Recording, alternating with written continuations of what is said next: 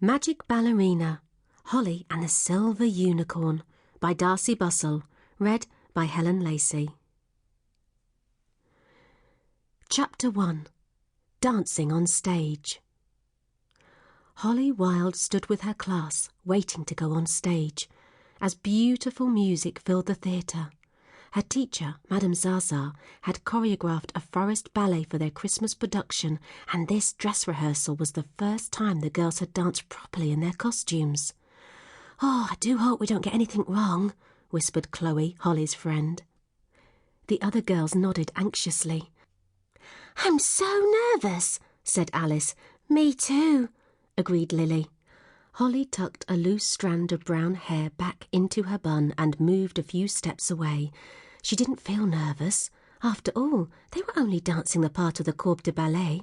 The corps was supposed to dance together, with no one standing out or being different.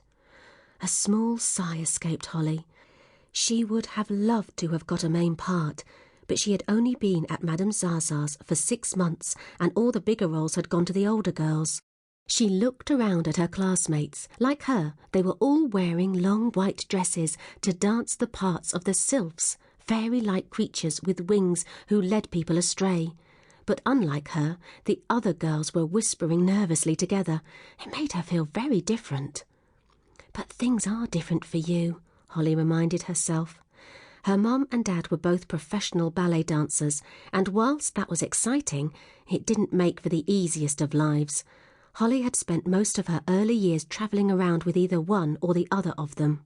6 months ago, they had decided that she needed to put down roots in one place, so she'd been living with her aunt and uncle ever since.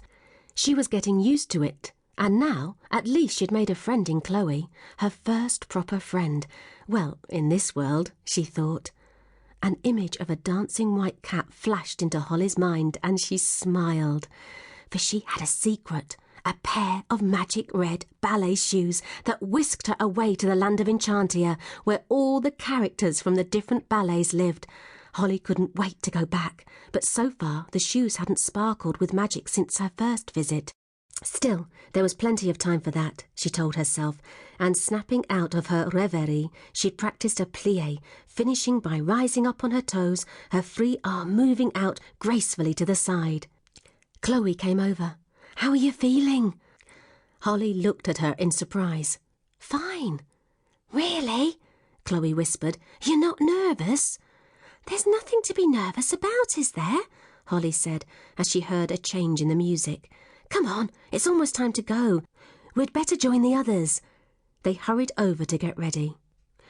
When they danced on the stage, the lights were so bright Holly couldn't see anything in the darkness of the auditorium, but she knew Madame Zaza would be out there watching them. Holly did just as the others were doing, moving forward with tiny running steps, sweeping her arms down and then up and turning round, before continuing onwards again. But gradually, the music took hold and the urge to dance as well as she possibly could started to build inside her. She tried to ignore it at first, but it grew fiercer and stronger. When the others stood on their toes, their arms in the air, Holly held her position for a moment longer, and as they moved into a circle and stood on one leg, she lifted hers higher than anyone else's. She wanted to be different. She didn't want to be just the same. She wanted to dance her very best. At the end of the dance, the girls all ran off stage in their line.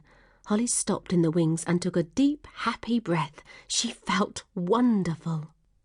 She vaguely noticed a few of the other dancers giving her cross looks as they headed off to the changing rooms, but she didn't really take them in until Chloe came over to her. "Holly, how could you?" she said. "What?" said Holly in surprise. "Dance like that! You were showing off like crazy."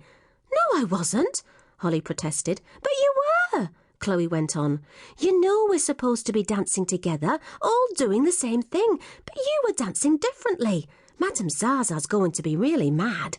Holly felt a flash of anger as the buzzing happiness she had been feeling after the dance was abruptly extinguished.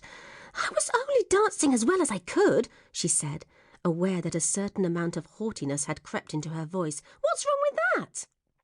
"It's not what you do."